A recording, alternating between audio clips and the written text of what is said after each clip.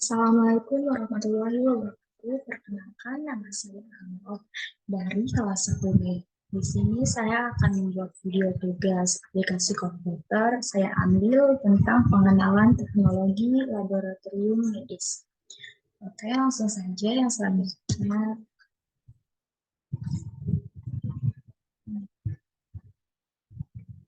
Selanjutnya ada latar belakang. Banyak orang yang belum tahu dan keliru mengenai jurusan teknologi laboratorium medis dan peran seorang ATM di bidang kesehatan. Maka saya ambil materi ini karena banyak orang di luar sana yang apa sih teknologi laboratorium medis itu, terus banyak orang yang belum mengenal TLM, keliru membanding-bandingkan dengan uh, nakes yang lainnya seperti perawat, bidan, dan dokter.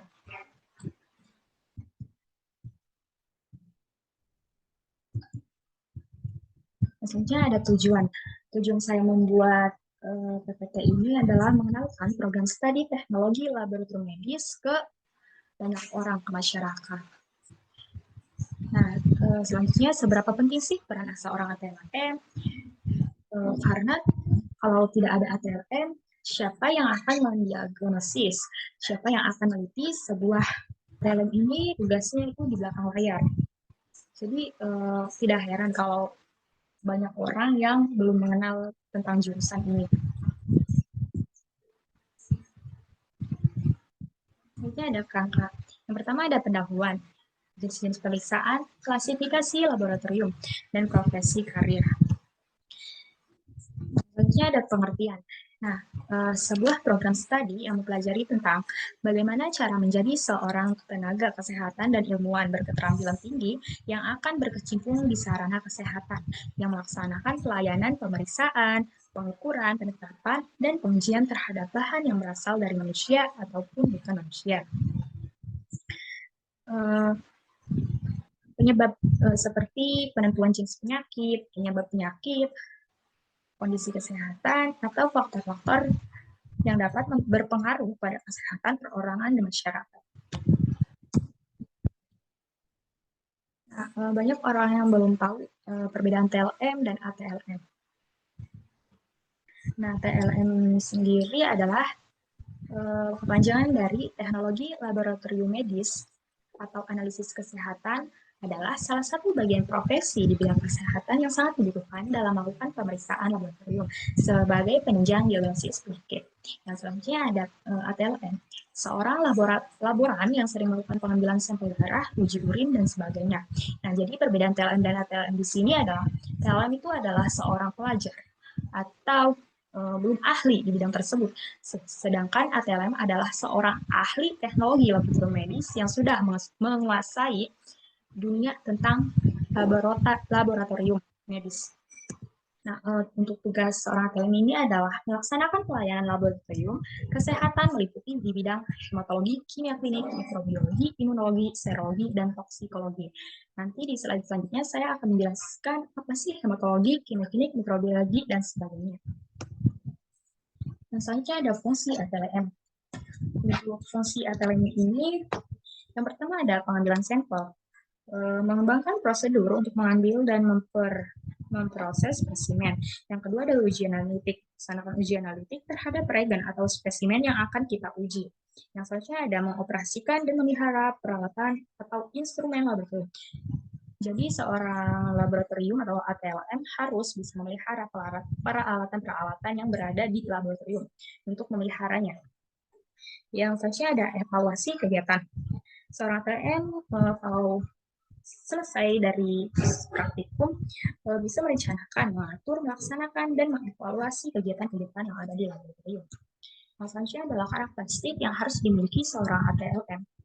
Yang pertama ada teliti, tekun, detail, kritis, rasional, observan, terstruktur, independen, senang berhitung. Nah, kenapa senang berhitung di sini saya cantumkan? Karena seorang ATLM itu wajib tidak harus ahli dalam berhitung, tapi harus bisa. Kenapa? Karena kita akan menghitung sebuah regen.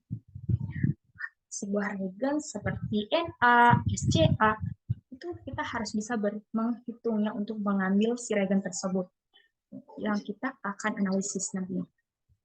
Yang selanjutnya ada senang menganalisis. Kalau menganalisis harus bisa karena kita akan menganalisis suatu penyakit. Yang selanjutnya ada senang melakukan riset, senang memecahkan masalah. Kenapa senang memecahkan masalah? Karena kita akan dihadapi oleh suatu permasalahan, bukan suatu, tapi berbagai macam masalah yang harus kita bisa pecahkan masalah tersebut. Yang selanjutnya ada bisa bekerja sama dengan tim. Kenapa bisa bekerja sama dengan tim? Karena sebuah ATLM harus memiliki rekan kerja tim. Karena untuk menginfokan kepada pasien, kita harus merundingkan dulu ke tim ATLM, sejawat ATLM. Sebelum menginfokan kepada pasien lebih realnya. Yang selanjutnya ada jenis-jenis pemeriksaan. Yang pertama ada hematologi, molekuler, kimia klinik, bakteriologi, toksikologi, dan biologi. Yang pertama ada hematologi. Hematologi ini nih biasanya kalau kita mengambil sebuah darah, spesimen darah dari orang, kita akan memasukkan ke tabung reaksi ini. Jadi, di sini memiliki fungsi tertentu. Setiap warna memiliki fungsi tertentu.